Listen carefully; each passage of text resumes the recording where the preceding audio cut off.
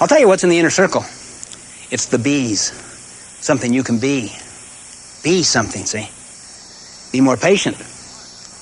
Be wise. Be smart. It's not the haves. The haves on the outside. If only I had someone. Some of you may even be sitting here wishing that your spouse were here. He's the one that needs this. She's the one that needs this. Or your boss. Oh, that's who. If I only had my boss here, see? Well, I think we all need it. But we miss the very point. If our mind and our emotions focus on something outside our circle of influence, we're part of the problem, not part of the solution. Because we have to wait for that out there to change before we will, see? I have to have. Honey, if you would only be more cooperative, then we could do the kinds of things we want to do, and we would have peace in this home. Okay?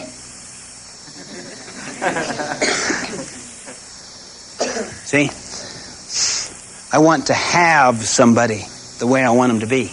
Then I could be happy. This other approach is you change from the inside out. You be differently. The greatest test of our proactivity capacity and muscles lies in the areas of life that we have a lot of emotions invested in. See, because reactive people are driven by their feeling, their emotion. Particularly in the family. And all of us belong to families, whether it's our own nuclear family, or our brothers and sisters, or our relationship with our parents, or aunts and uncles, or cousins.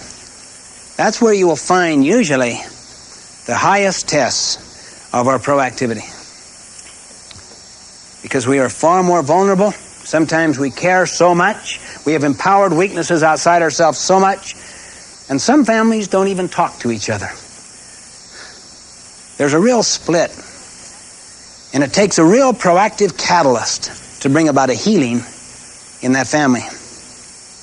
Or it may be in a business situation where it looks like your whole future career lies in a relationship with a particular person, or in being in alignment with certain fundamental political trends inside that organization. And you feel like that you're not on the fast track, and you feel dead-ended. That truly tests our proactivity the most. And it's the ordinary events of every day that we develop the capacity to handle the extraordinary pressures that we find in those situations. It's not a Dachau experience that Frankl had. It's how you handle a spoiled kid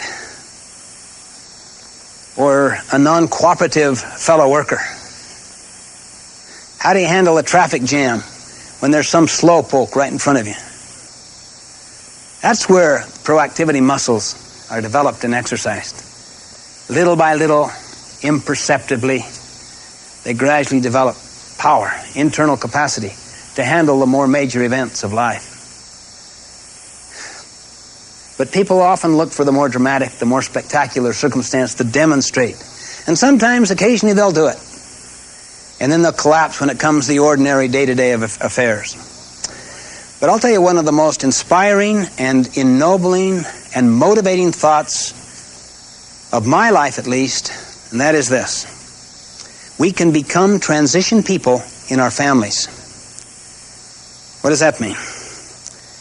How many of us here recognize some tendencies in us that were also in an earlier generation that you're not happy about?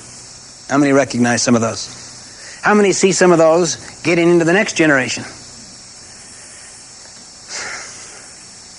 It's like a program that's being passed through the generations. A transition person stops that transmission. Stops it with himself or herself and basically says, I've been programmed, but I have the power to choose my response to that programming. I will not yield to it. I will have to really hunker down and plumb deep for the energy and the power to write a new program, to erase the old program, the old script, and to re-script myself. But I can do this thing. I'll be patient, I'll take time, I'll give it the energy necessary, but I don't want those tendencies to be transmitted anymore. I also will claim that you'll find it will back up and it will begin to affect the earlier generation if they're still around. Simply because your circle of influence will get larger and larger, and people will be amazed, how did you rise above, transcend the programming that essentially has leveled everyone else, see? My, that is motivating, because it gives you a sense of contribution, a sense of meaning, and a sense of, don't take it so personally if you have a difficult circumstance or unique suffering, or you've been impoverished or weakened by your upbringing. Show that in spite of it all, be a model, be an example. In fact, I suggest, if you want to test this proactivity idea and develop your muscles, your proactivity muscles, for 30 days, try this. Work on the circle of influence. For 30 days. Work on things you have control over. Work on you, on be. If you want to influence other people, work on your methods of influencing other people. Be more empathic, more understanding, or more confrontive. Whatever makes you effective, work on the circle of influence. Be a light, not a judge. Where does it say anywhere to confess anyone's sins anyway? What use does it do? What purpose does it serve? To describe other people's weaknesses endlessly and to collaborate with others as we do it. It just weakens. Be a light. Be a producer. See? Be a model, not a critic. Be part of the solution, not part of the problem. You're not naive to think that that's going to shape up the world, but neither are you ignorant of the power of your personal influence. Little by little developed over time, making deposits, trying to be more and more effective. It takes patience. You can't keep pulling up the flowers to see how the roots are coming. A lot of patience. How many here have a tendency toward impatience? Don't argue for that weakness or it'll be yours. Don't buy into that paradigm toward yourself. Live out of your imagination, not out of your memory. I might mention a couple of things you might do during this 30-day test. Before you go into a difficult environment where you have a tendency to collapse and become highly reactive, sit still. Get a sense of your power to choose. And make your mind up to act on the basis of your values. Reactive people often are angry. Their anger reveals their reactivity. Anger tells you what's controlling you. Anger tells you what's outside the circle of influence is controlling you. Kick stumps. Get the negative energy out. Then exude positive energy and sidestep other people's negative energy. Don't let it trigger you off. It's exciting. It's really an adventure to just say, this day, I'm going to sidestep all the negative energy that comes with me. I'll carry my own weather. I'll contribute. I'll serve. I'll work on me. I won't confess anyone's sins, particularly those that are confessing yours. Let me share two experiences on this subject of proactivity. I was teaching a family seminar one time, and a gentleman came up to me afterwards and said, you know, I really like these ideas, but you have to realize that in our marriage, there isn't any love left. And yet, the two of us are concerned about these 3 kids of ours. What would you suggest? Love her? Well, as I mentioned, the feeling isn't there. Now what would you suggest? Love her. Well, how do you love when you don't love? Love is a verb. The fruit of love is the feeling of love. There are a number of things you could do to show love and cultivate the feeling of love. Are you willing to work on that inner circle? Are you willing to work on the bees instead of the have your wife the way you want her to be? Would you be willing to do that for the sake of your children, perhaps? See, he'd absolved himself of responsibility in the name of feeling isn't there. You know, love isn't there, that's it. We're out of love, both, that's it. Yet you're concerned about this other thing. Try it. Love her. Serve her. Sacrifice.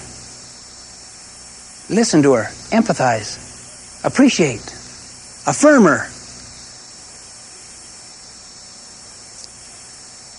You willing to do that? Scary notion.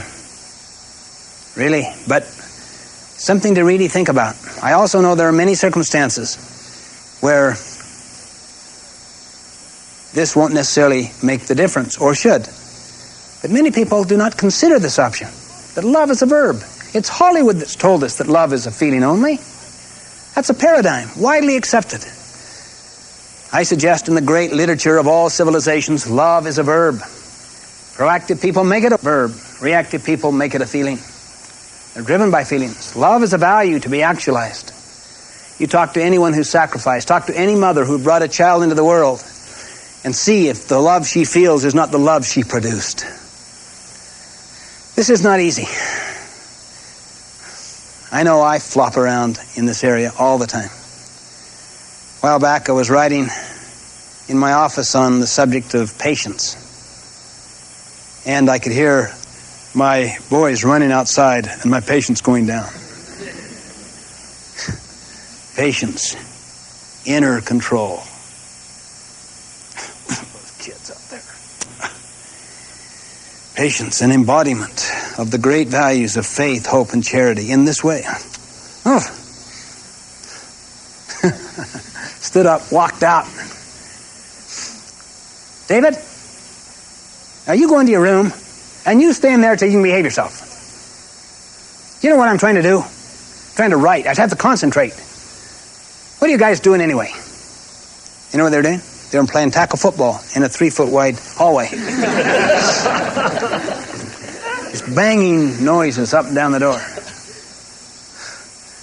David, you know, his tail between his legs, just went into his bedroom. Went down to see the other ones, and there was one of them laying on the ground with his bleeding from the mouth. He got an elbow in good faith. And David was down trying to get a towel out of the bathroom to help his brother, and Maria was taking a shower, wouldn't open up. Completely misinterpreted and overreacted, see? So I went in to apologize to David. Just as they opened the door, the first thing he said was, "I won't forgive you."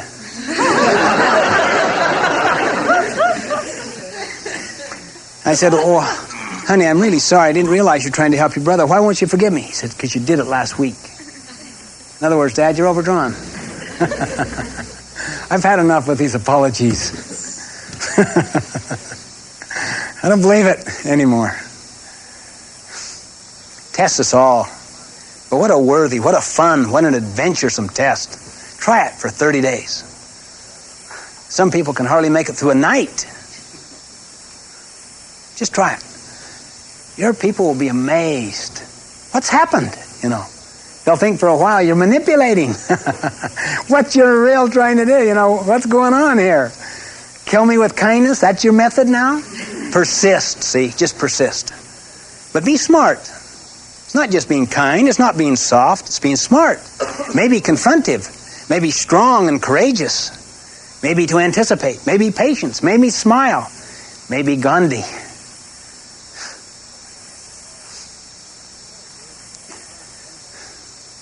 That's the essence of proactivity.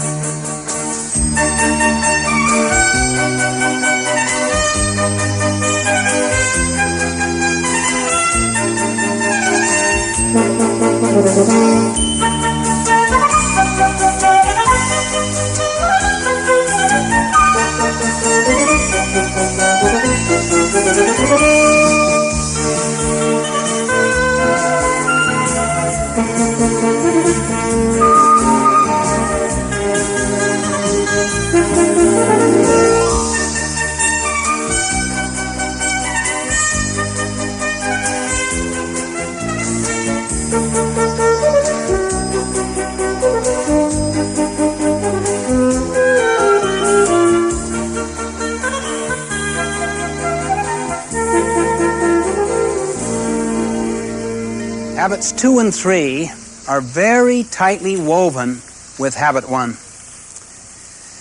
Let me see if I can put them in perspective, as well as the later habits. See, habit 1 basically says, you're the programmer. You with me? You're the programmer. Habit 2, which we call begin with the end in mind, means write the program. See, if you're the programmer, then write it. Don't just live some other program that you don't feel meets your needs and your values. You write it. Habit 3, live it. We call it put first things first. Live the program. Now, in a sense, habit 1 is the habit of personal vision. You gain a vision or a sense. I am not an animal. I have this internal power to choose, and I can choose on the basis of my values. But notice, that assumes values. That assumes a self-chosen value system. That's what habit 2 is. Habit 2 is the habit of personal leadership. It's based upon that vision. But it's the program that you write for yourself. You take leadership in your own life. Habit 1 tells you you can do it. Habit 2 tells you what's the direction you're going in. That's the habit of personal leadership. You lead your life. You decide the program. You decide your value system. What's habit 3? It's the habit of personal management. Put first things first. Once I decide what I am about and what I value, now I have to do it. I have to organize myself and actually execute around those priorities, around those values. That is day-to-day, week-to-week, month-to-month management. You see the difference between leadership and management? Leadership deals with direction, values. Leadership is like the top line of an organization, the top line of a person's life. What am I about? What do I value? Management deals with how do I accomplish that efficiently? It's a bottom line focus and orientation. Let's look at it in another way. Habit 1 says you're the creator. Habit 2 is the first creation. Habit 3 is the second creation. Let me show you. When you build a house, you create it in every detail and reduce that entire plan to a blueprint. And yet the earth has not yet been touched. Is this not right? You have every detail. There isn't one exception. Everything is spelled out before the earth is even touched. If there are exceptions, they're called expensive change orders later. The carpenter's rule is measure twice, cut once. You've got to make sure that the blueprint, the first creation, is really what you want. And you've thought everything through. Each day, you go to the construction shed and you pull out the blueprint and it gives you your marching orders. You begin that day with the end in mind. Everything you do, in a sense, has an end in its mind, whether you put that there or not. That's the first creation. That's the first creation. All things are created twice. Everything. You have a project you're undertaking. You have to envision it, get a clear sense of what it's about, what your goals are, your plans to achieve them, before you execute it. Then you have to execute it. That's the habit of putting first things first, which means you organize and execute around your priorities, around your values, around the first creation. I hope you can begin to sense how these three habits are interwoven together. They literally are inseparable. If you were to only teach proactivity, people could get a sense of their nature, their power to choose. But if you didn't get them into the exercises of habits 2 and 3, which develop those proactivity muscles, they'll flop about and they'll fall back. And their proactivity muscles will remain dormant, latent within them. They won't really develop their potential. Now, the later habits are people habits. How you use your proactive muscles and habits 2 and 3 to work effectively with other people.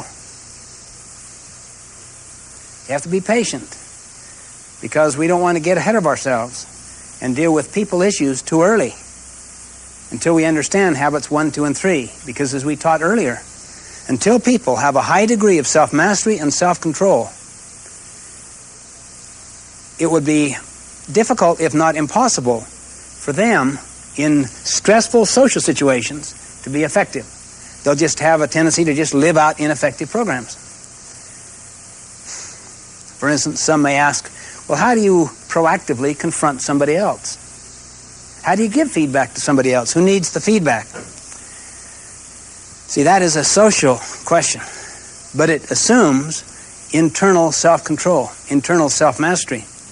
And it's a very, very good question.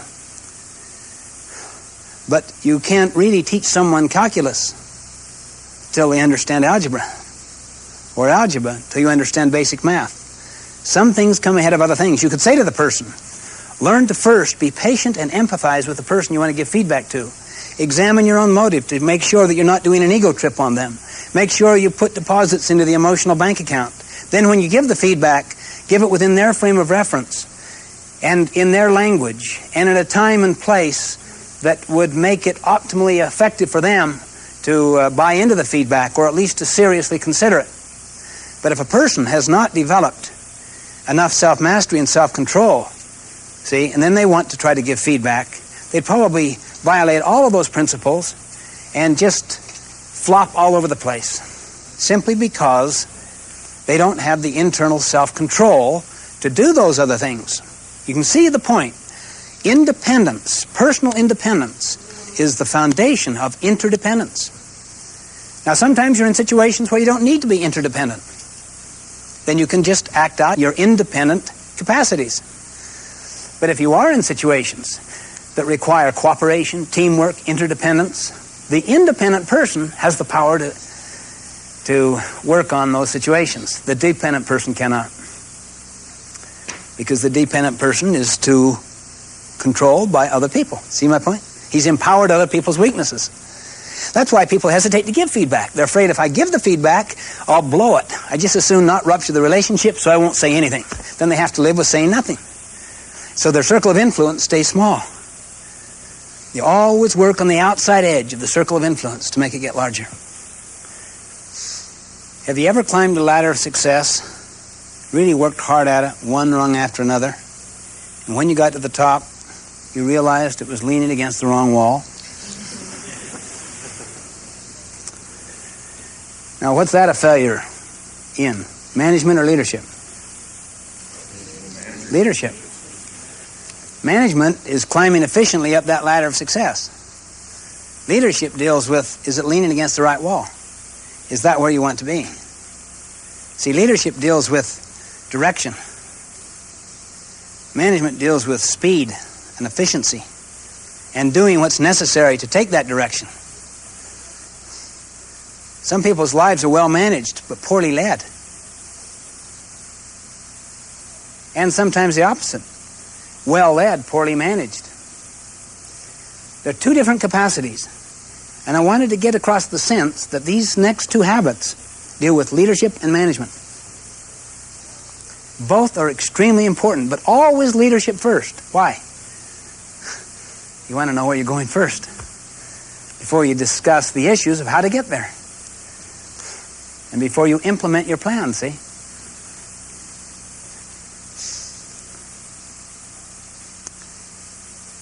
Now, I'd like to use a term that I think is common and that you can relate to. Scripting.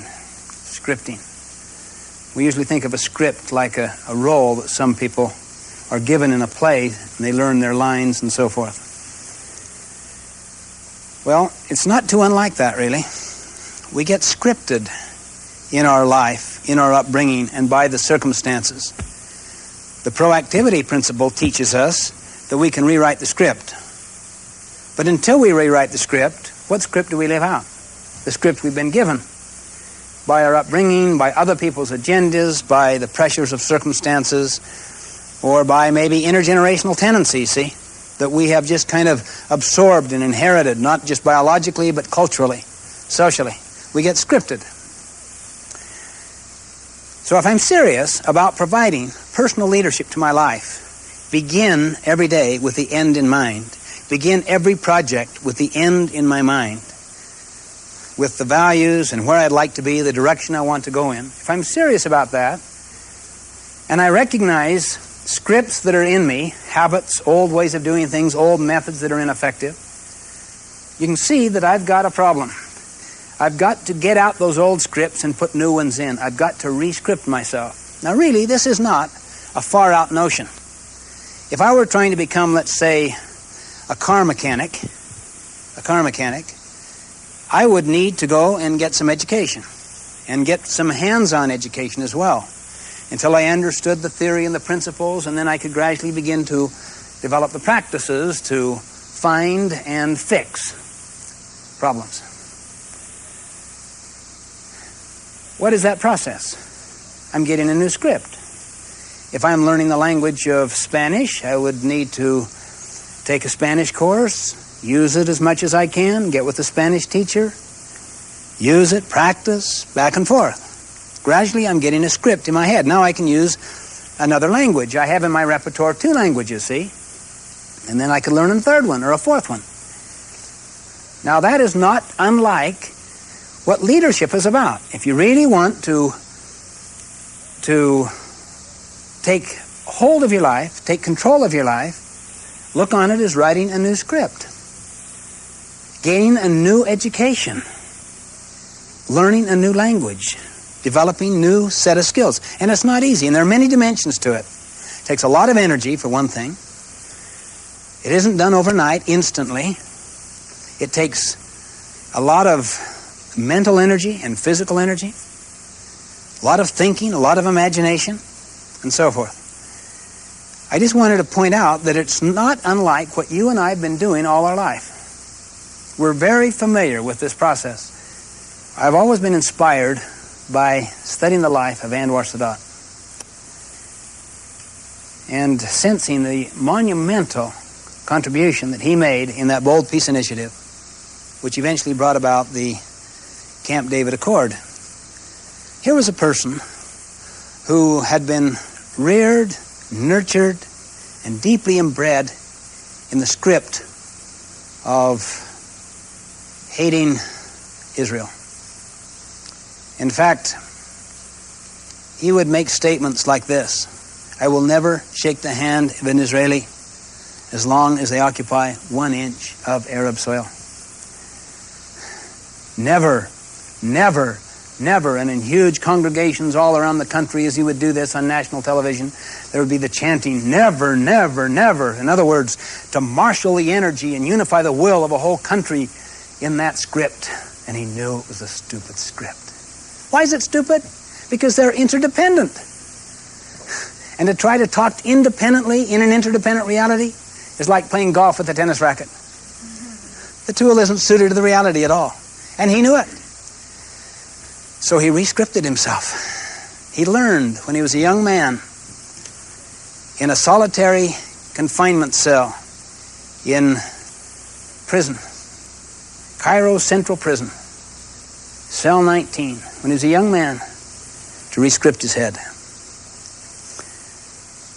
He drew heavily upon his own religious system and upon the practice of meditation and prayer. In fact, when you saw pictures of Anwar Sadat, you saw on his forehead a dark, heavier dark spot. That came from the daily habit of kneeling and putting his forehead on a pillow. And often it involved hours every day. He learned in that solitary confinement situation over a long period of time how to vacate an old script, how to leave it alone and write a new one. He learned how to build an internal resiliency toward anything that was happening to him. In fact, he was almost loath, he records in his autobiography, to leave the prison cell, because he realized that success is success with self. It's not in having things, it's in the mastery and victory over self. And even though he was happy to leave from the point of view of liberties, he was loath to leave the place where he learned so much about personal leadership, using my language now. But he did it. And over the years, he continued to practice his basic skills and his powers to re-script his head. For a period of time during Nasser's administration, he was relegated to a position of relative insignificance. And everyone felt that his spirit was broken. But it wasn't. They were projecting like their home movies onto him, see? They were projecting. They didn't understand Sadat. He was biding his time with a smile inside. When his time came and he became the president of Egypt, he re-scripted his head toward Israel. And then he visited the Knesset in Tel Aviv and proposed the peace initiative, which Begin responded to and led to the Camp David Accord. Really one of the great, some people could consider, miracles in modern political history. Coming out of an embroiled area where the feelings are so deep, so intergenerational. You see, animals don't have this power. That's why you'll never see an animal making any progress beyond the previous generation.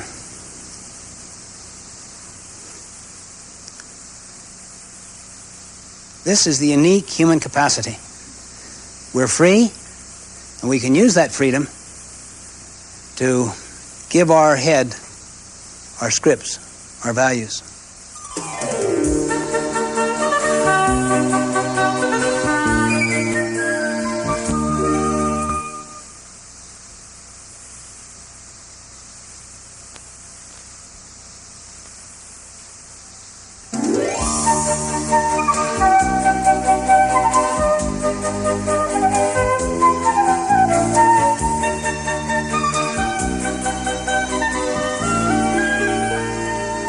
Heart of this habit, the essence of it, really, begin with the end in mind.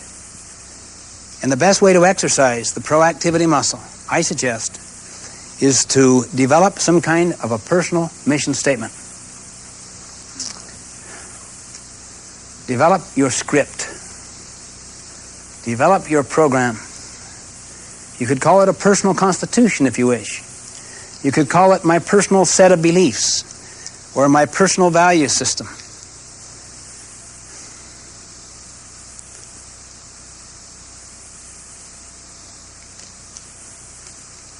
I like the expression, a personal mission statement, because it gets at two things. What am I about? What is my life really about? And what do I value? What do I treasure? What really is important? You see, once you can decide what you are about and what you treasure, what you value, you've automatically developed guidelines. You've developed the criteria for making all the decisions of your life. You have provided the personal leadership out of which you can begin to manage your life. Now, this is not an easy thing to do. Just like I said, develop a personal mission statement, write a personal mission statement. To write it into your heart and into your mind is much different than just to write it on paper alone. It'll take a lot of time and a lot of energy. And I suggest that people don't push themselves too hard, that they're patient with themselves, and that if they get into the activity, little by little, more and more understanding and insights will come, until after maybe a few weeks or months, they can really sense some closure. What is it I am about? You can begin fairly rapidly, though, by saying what you value. I'll tell you a couple of exercises that are helpful in thinking about it. Put yourself in a larger perspective. Stand apart. Stand apart from your life. Stand at a distance. For instance, attend your own funeral. What would you like the eulogy to say about you and the whole audience to resonate to? As a neighbor, take the different roles. Neighbor. Professional. Professional worker, see? Church worker. Public servant. Community worker. Volunteer person. How would you like them to describe your character? What important contributions are important to you? What would you like to be able to contribute? You know what? One of the exercises of Viktor Frankl? He says, project your life forward to the time of your passing. Say you're 40 now, then look, and you pass, say, at 80. Look back over the last 40 years. What contributions would you like to make? Think of the first 40 years. How do you feel about the contributions you've made to that point? Now, what would you like to do now?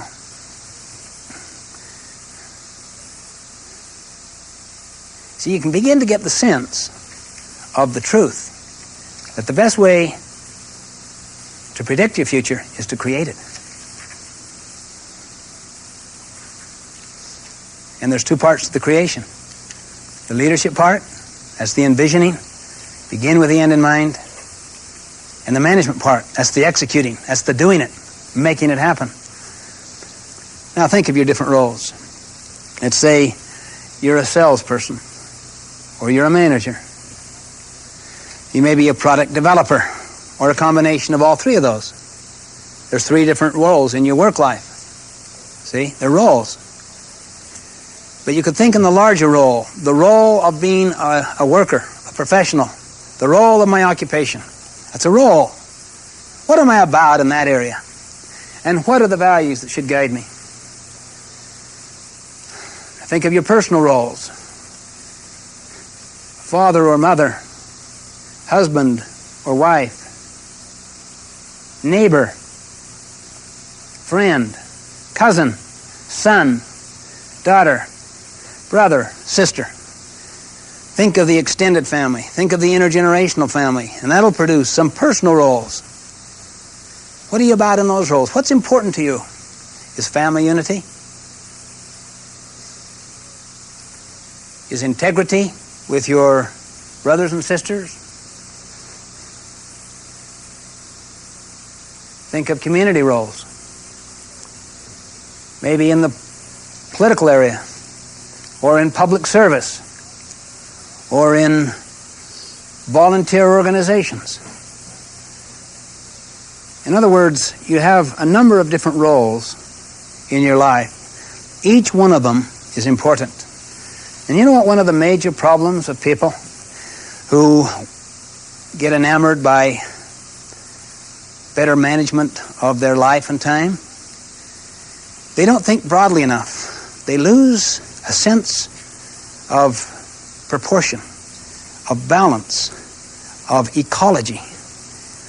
That is the harmony between the different roles.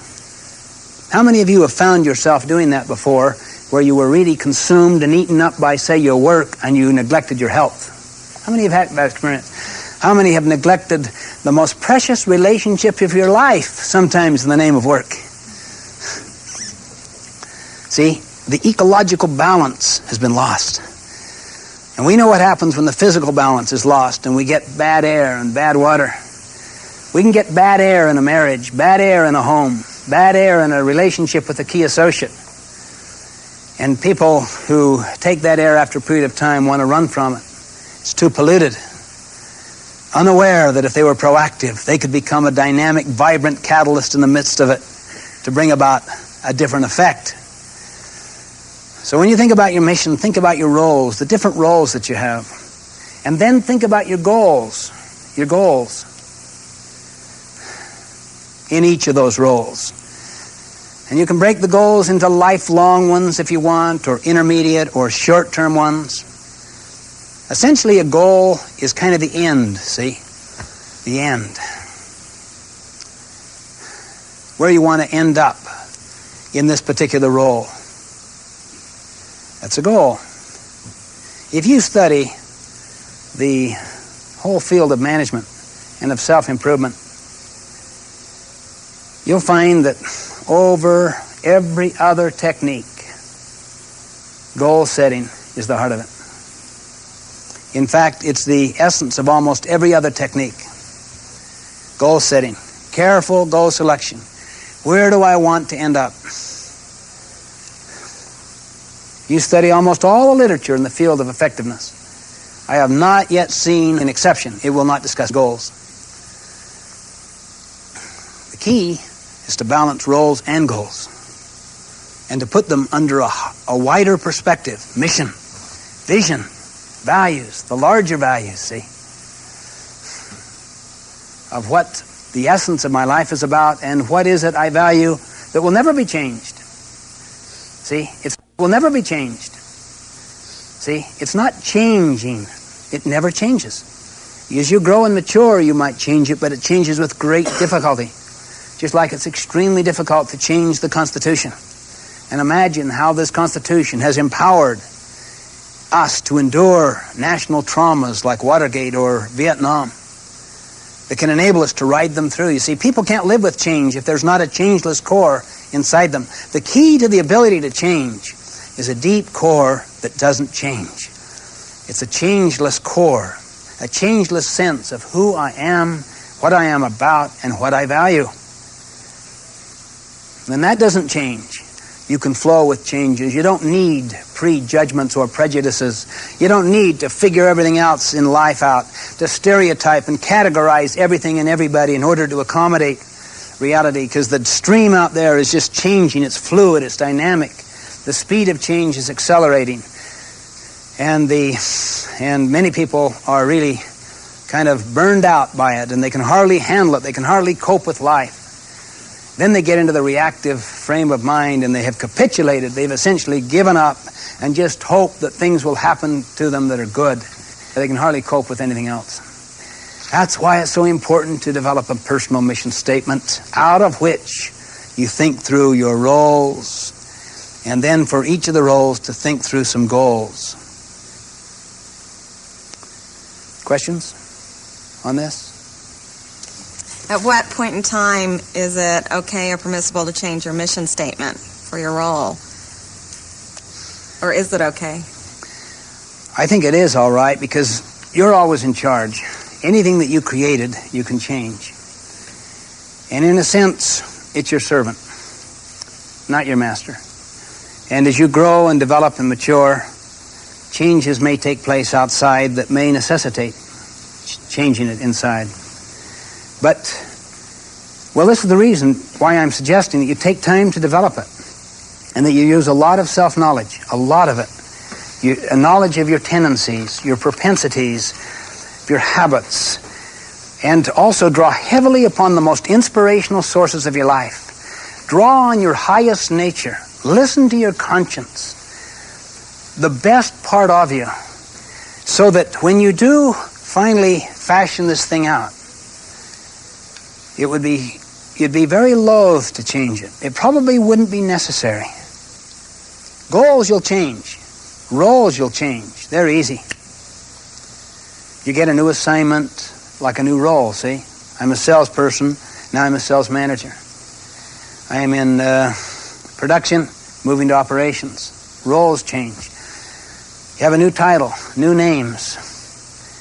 But your mission, fundamental mission, does not change. You still could change it, though. Will you give some specific examples of work-oriented roles and goals? We talked about that a lot. Okay, work-oriented roles and goals. Could I ask you what your function is in the business? Training in marketing. You're in training. Mm-hmm. And in marketing? Yes. Well, could I use you as an opportunity to explore your question? That's correct. What are the key roles that you have in your work? Do you actually do training? I do training and I do sales support. Okay, so you've just listed two, training and sales support. What else? Basically, those are my main roles. Those are your only two roles. Do you ever get involved in market strategy planning? Okay, now you're in a planning role, see? So that's a third role. Now, that you may not spend much time in that. Do you get involved in preparing materials for training? Yes. Okay, now you're in the educator role in developing materials, see? Now, we've just named 4. There may be others as well, but just take those 4. What if you neglected the proper development of good training materials? What would happen to your training role? My customers will not be satisfied. You see what I mean? In other words, you're neglecting the kind of thing that will put quality into your training, careful preparation of the materials. So that role is very important. What about marketing strategy? It's very important, you know, because everything revolves around how you reach that customer more effectively. So you want to get in market strategy. Do you prepare to do market strategy? Are you reading the latest books about what's happening? You know, you have to have time to prepare yourself to do market strategy. So under market strategy role, you might put down there, read this particular book that's an exciting new one that describes what's happening in the stream out there. And then you can bring that insight and understanding to the market strategy meeting. You also mentioned sales support. Now, there are many elements in sales support, and you would want to write down the key ones you want to accomplish this week in sales support. Now, in addition to that, you have a family? Yes. Okay, so that would be another important role, see? And then, do you have any community or church endeavor? Those would be other roles. This way, you have an ecological balance in your life. And it is amazing, seriously, the internal synergy, the release of energy and power that comes when people have a sense, I've got a proper place for everything. And I have organized myself to do all those things, and I have the internal discipline and the commitment to stay with that, see? That's very exciting, and it gives you a great sense of peace, and out of peace comes power.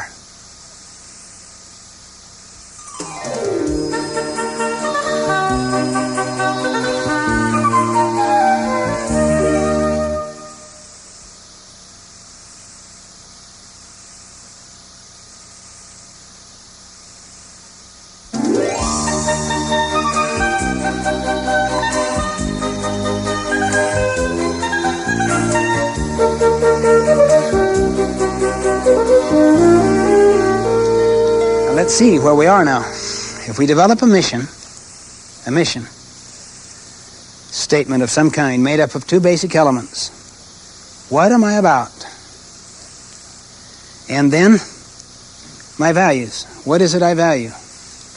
Then you take that into thinking through each of your roles, and then attach goals in each of those roles. And you think through the different roles of your life.